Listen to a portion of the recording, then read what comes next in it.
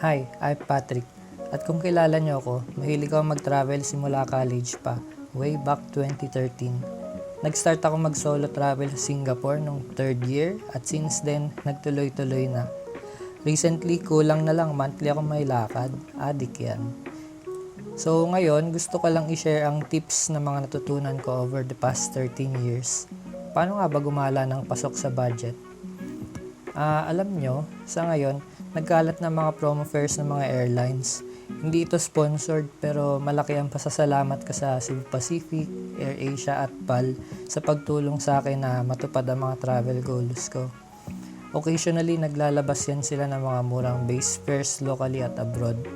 Bantayan nyo lang pag nagparamdam sila at sure yan, may chance kayo makabook ng for as low as 2K sa round trip domestic flights at 4K sa round trip international flights. For the record, ang pinakamurang ticket na nakuha ko is way back 2015. For 121 pesos, may ticket ka na from Manila to Taipei at Manila to Kuala Lumpur. So, yung 121 pesos na yon, yung piso doon is yung base fare and then 120 yung admin fees ng Cebu Pacific. So, yun yung times na wala pa yung mga fuel surcharge at yung terminal fee ng NAIA na nakakasama sa babayaran mo sa ticket. So, ganun siya kamura. Parang nagkape ka lang sa Starbucks. So, isang way din para makakuha ng murang tickets ay through credit cards na maganda ang rewards to miles conversion. Hindi ko na i-gatekeep. Pero ang dalawang preferred cards ko ay yung China Bank Destinations World tsaka yung Metrobank Travel Signature Visa. So, for every 30 pesos, meron ka ng 1 mile. Imagine if nag-swipe ka ng about 135,000, magkaka-earn ka na ng enough points na one-way ticket from Clark to Batanes through PAL. Pero tandaan, kaskas wisely. Huwag mo ipipilit na umabot ng 135,000 para lang magka-miles ka. Ayun. So, sa pag-book naman ng accommodation, ang binobook ko lagi is yung mga hostels or yung dorm type na rooms.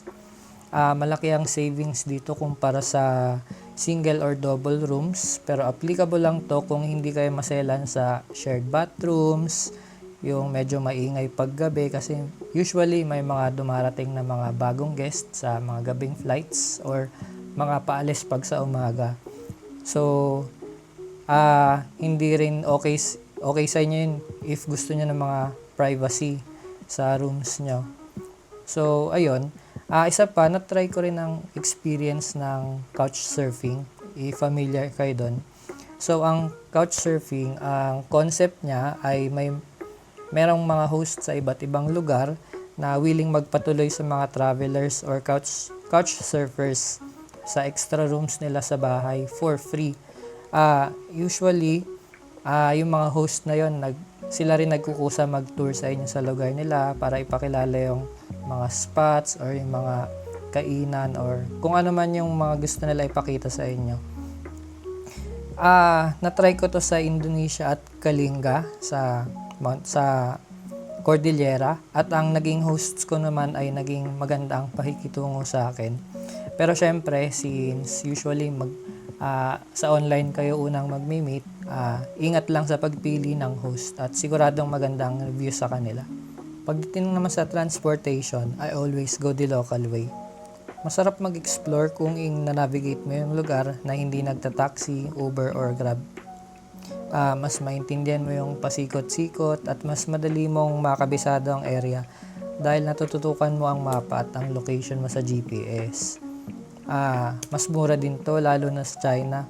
Imagine yung subway na 30 minutes ang biyahe. Nasa 30 to 50 pesos lang babayaran mo. Ikukumpara mo sa taxi na pag-uupo ka pa lang is 100 pesos na, lugi ka agad. Naalala ko nung last year nung pabalik akong Beijing from Dandong, which is isang border town na katabi ang North Korea. Sa murang seats lang ng tren ako sumakay. Puro locals ang nakatabi ko. Nakakatuwa nga. So, nakakausap ko sila ng broken Chinese ko. At friendly naman sila, yung mga locals. At after ilang oras, nagsishare na kami ng pagkain at naglalaro pa ng baraha. Nakakatawang experience. And sa foods naman, try nyo din yung mga local shops instead sa mga restaurants. Also, iwas din sa mga kainan sa touristy places at for sure, times 2 at times 3 ang prices niyan. Meron mga lokal na kainan sa tabi-tabi na mura, pero ang catch, wala silang English menu. So always be ready lang sa mga Google Translate para makapili kayo at makapag-order ng foods. So isang tip ko lang din is try to learn ng basic phrases sa language nila like pag-order or pagbayad or pag-take out. At malay nyo maka-discount pa kayo sa kanila. Usually kasi yung mga locals na appreciate nila pag nagtatry kayo ng language nila. So ayun, so far ito yung mga bagay na share ko sa in terms of travel na lagi kong sinusunod. So kung may alam pa ba kayong ibang tips, share nyo din sa akin sa video na to. Yun lang, sa susunod ulit. Bye-bye!